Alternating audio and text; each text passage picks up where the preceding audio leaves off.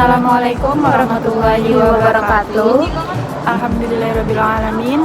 Wassalatu wassalamu ala asyrafil anbiya'i wal mursalin wa ala alihi wa sahbihi ajma'in, amma ba'du.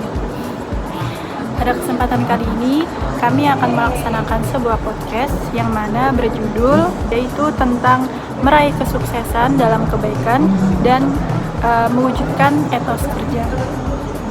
Yang mana podcast kali ini sebagai bentuk tugas dari mata kuliah materi PAI, SMP, SMA atau SMK yang mana dosen pengampunya yaitu Dr. Nuryadin SAG SHMAG. Sebelumnya perkenalkan, nama saya Raudatun Nazila sebagai host pada podcast kali ini. Perkenalkan, nama saya Jerina Cahaya sebagai narasumber yang pertama. Perkenalkan, nama saya Aliana Dua sebagai narasumber yang kedua. Baik, di sini kami akan berbincang-bincang terkait pada makalah kami. Baik, di sini saya akan bertanya mengenai kebaikan dalam kesuksesan berkompetisi dalam kebaikan. Nah, di dalam Islam kan diajarkan bahwa fastabiqul khairat atau berlomba-lomba dalam sebuah kebaikan. Menurut kalian, bagaimana sih persaingan yang sehat itu dalam kebaikan di dalam lingkungan sekolah? Menurut saya, persaingan sehat itu di sekolah bisa dilakukan dengan cara saling memotivasi untuk belajar lebih giat dan aktif dalam berorganisasi dan berprestasi tanpa menjatuhkan teman. Jadi tujuan kompetensi bukan untuk mencari siapa yang hebat, tetapi untuk berkembang bersama. Baik, terima kasih atas jawabannya kepada narasumber yang pertama. Nah, kemudian kepada narasumber yang kedua, saya ingin bertanya bagaimana sih kan di zaman sekarang ini banyak orang yang berlomba-lomba dalam media sosial. Nah, menurut Anda bagaimana agar kompetisi tersebut tetap membawa dampak positif bagi masyarakat? Kalau menurut saya pribadi, kita tuh harus menggunakan media sosial untuk hal yang bermanfaat nih, seperti berbagi ilmu, mencari motivasi ataupun juga karya kreatif. Jangan sampai hanya mencari popularitas dengan cara yang merugikan diri sendiri maupun orang lain. Baik, terima kasih kepada jawabannya narasumber yang kedua.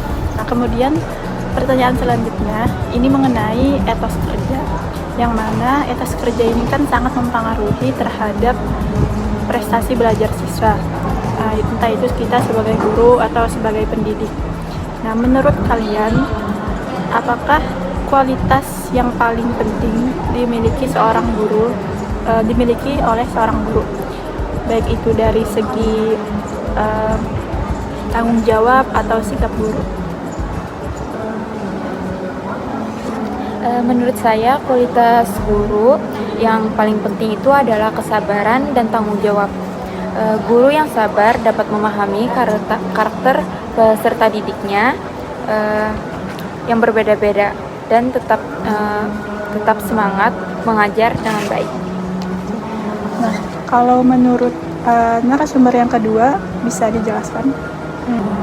Etos kerja juga sangat penting nih bagi pelajar karena siswa memiliki tanggung jawab untuk belajar dengan disiplin, rajin, dan juga sungguh-sungguh agar bisa meraih cita-citanya. Oke, terima kasih.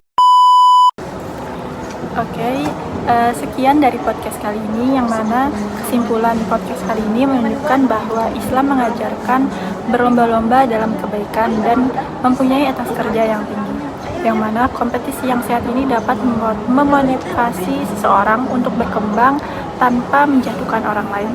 Sedangkan etos kerja yang tinggi itu mempengaruhi pada perkembangan pelajar untuk menjadi lebih disiplin dan bertanggung jawab. Mungkin sekian dari kami. Salah hilaf mohon maaf. Assalamualaikum warahmatullahi wabarakatuh. Lanjut sesi yang kedua.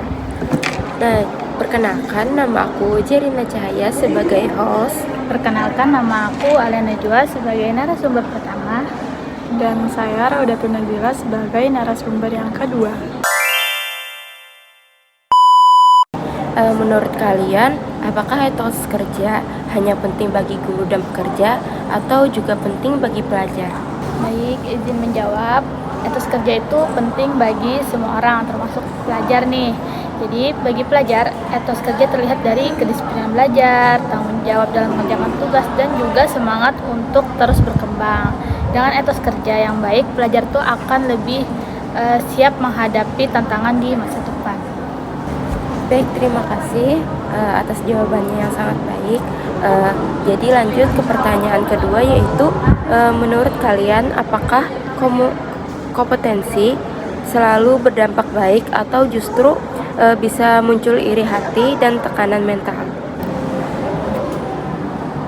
Nah, jadi kompetisi ini tidak selalu berdampak baik ataupun buruk. Dampak itu sesuai bagaimana seseorang menyikapinya.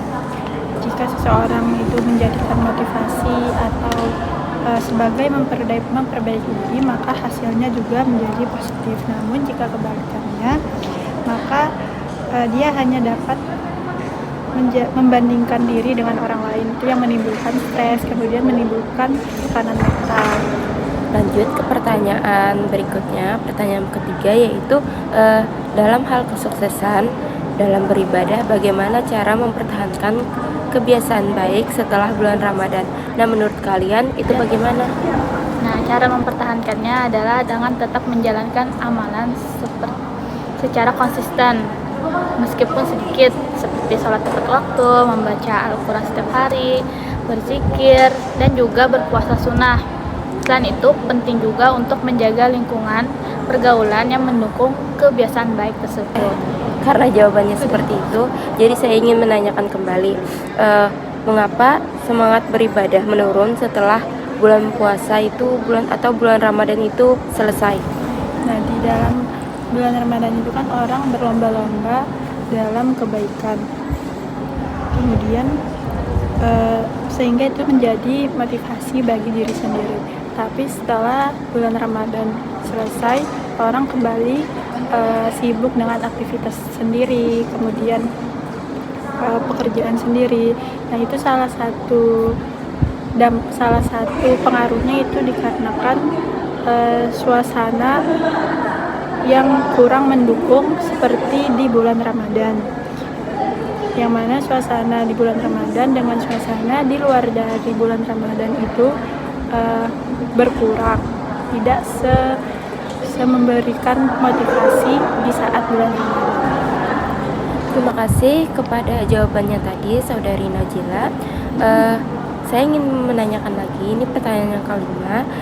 Jika kalian diberikan kesempatan menjadi motivator untuk belajar, pesan apa yang akan kalian sampaikan tentang pentingnya etos kerja dan berlomba dalam kebaikan? Nah, karena kan kesuksesan itu tidak hanya ditentukan oleh kecerdasan, tetapi juga oleh etos kerja yang tinggi. Orang yang rajin, disiplin, dan tidak mudah menyerah itu akan memiliki peluang lebih besar untuk mencapai cita-citanya. Jangan menunda pekerjaan, manfaatkan waktu sebaik mungkin, dan juga terus belajar meskipun menghadapi kesulitan. Nah, kalau menurut saya, kesuksesan itu tidak diukur dari bakat saja, tetapi juga bagaimana dia bekerja keras, kemudian disiplin, dan sesuai dengan konsistensinya. Sependapat juga dengan Alia tadi bahwa jangan takut bersaing, karena tetap jadikan persaingan itu sebagai motivasi dan berlombalah dalam kebaikan, karena setiap usaha yang dilakukan itu pasti akan menimbulkan hasil, dan niat yang baik akan membawa manfaat bagi diri sendiri dan juga orang lain. Terima kasih kepada Saudari Najila dan Alia atas jawabannya yang sangat luar biasa tadi. Mungkin segitu saja pertanyaan saya. Sekian, terima kasih. Baik, saya akan membacakan kesimpulan dari pertanyaan dan jawaban tadi. Berdasarkan pembahasan yang telah dilakukan, dapat disimpulkan bahwa etos kerja dan fastabikul akhirat merupakan nilai penting bagi yang perlu diterapkan oleh setiap pelajar. Etos kerja mengajarkan sikap disiplin, tanggung jawab, dan kerja keras, sedangkan fastabikul khairat, mendorong seorang untuk berlomba-lomba dalam kebaikan secara sehat tanpa menjatuhkan orang lain. Dengan menerapkan kedua nilai tersebut dalam belajar, beribadah, dan berinteraksi dengan sesama pelajar dapat meraih prestasi, mengembangkan potensi diri, serta menjadi pribadi yang bermanfaat bagi masyarakat dan diridhoi Allah Subhanahu wa Ta'ala.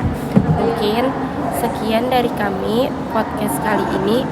Wassalamualaikum warahmatullahi wabarakatuh.